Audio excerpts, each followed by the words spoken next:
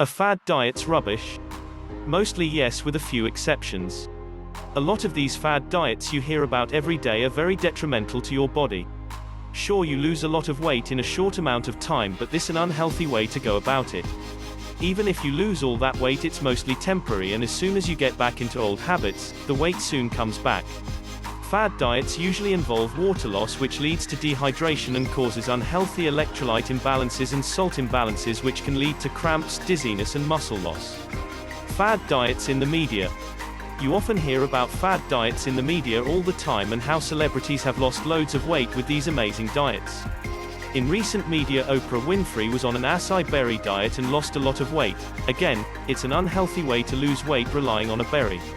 Sure, it's full of antioxidants, but don't depend on it. If acai is taken in its original juice form, not reconstituted with water or in pill form, it is a great natural energy drink rich with antioxidants. Beyoncé Knowles has recently been on a master cleanse. I lived on water, cayenne pepper and maple syrup for 14 days. It was tough. Everyone around me was eating and I was dying. Sounds fantastic. Scams? It's fairly easy to spot a fad diet with false promises. Most of them promise unrealistic weight loss, and often there are companies pushing certain foods and supplements to trick you into signing up to a monthly subscription. An example of this is the acai berry diet. There's a lot of scam websites out there pushing acai pills. Tapeworm diet.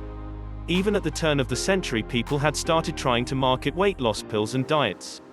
A disturbing example of this is the tapeworm diet, which consists of taking capsules with tapeworm eggs in them. Yum. Introducing intestinal parasites can lead to weight loss, but tapeworms deplete a lot of nutrients, minerals and calories. Atkins diet. When people think of the Atkins diet, they think of endlessly eating greasy burgers and cheese. This is rubbish. Diets low in carbohydrates and high in fat and protein are very beneficial for weight loss and overall health. Atkins believes that the main cause of Western obesity is due to eating refined carbohydrates, sugar, flours and high fructose syrups. Refined carbohydrates and sugar are crap and should be avoided. They spike insulin and provide very little nutritional value. The main idea is to switch the body's metabolism from burning glucose as fuel to burning stored fat as fuel.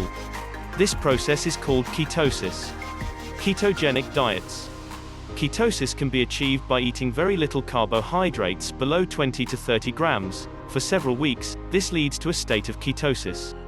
If there is very little carbohydrate in the diet, the liver converts fat into fatty acids and ketone bodies. The ketone bodies pass into the brain and replace glucose as an energy source. You don't want to be eating cheese and burgers constantly. Protein. Eat stuff like chicken, tuna fish, fresh fish, beef, whey protein, eggs, turkey pork. I'm sure you get the idea. Healthy organic meats if possible. Carbohydrates. You want to limit carbohydrate intake, you'll need to eat foods with the best bang for your buck, so to speak. Leafy green vegetables full of fiber, nutrients and vitamins. Eat stuff like spinach, kale, broccoli, onions, cucumbers. Natural organic vegetables are the key. Fats. Believe it or not, fats are good for you. Try to balance your diet so saturates, polyunsaturates, monounsaturates all comprise 1/3 of each of your total fat intake. Most foods have some of each type, but many foods are higher in one fat than others. Good sources of saturates are from things like coconut oils and animal fats. Sources of polyunsaturates are flaxseed oil and pine nuts. Good sources of monounsaturates are virgin olive oils, cashews, pecans and almonds. Stay away from trans fats. Trans fats are basically damaged fats. Stay away from things like margarine, cooking sprays, snack foods and hydrogenated oils. Remember, variation is the key. Don't just eat chicken and spinach every day. Try different combinations of food. Hunter-gatherer diets. It's been argued that hunter societies lived on ketogenic diets, surviving mostly on meat, fish, fowl and the leaves, roots and fruits of many plants. Even in modern times, there are a few hunter-gatherer tribes living on ketogenic diets. Inuit consume a diet of foods that are fished, hunted, and gathered locally.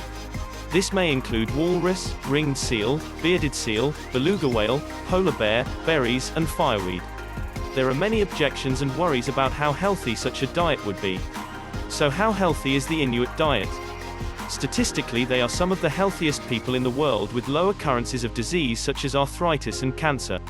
From 1906 until 1918, Arctic explorer Willy Hjalmar Stephenson ate almost exclusively fish and seal meat, often raw or fermented, and almost no vegetables, living as an Eskimo among Eskimos. He concluded that he had never been in better health in his life. So, generally most fad diets are shit. When you hear things like cabbage diet, lazy zone diet, Hollywood diet and slim fast, it's best to stay clear.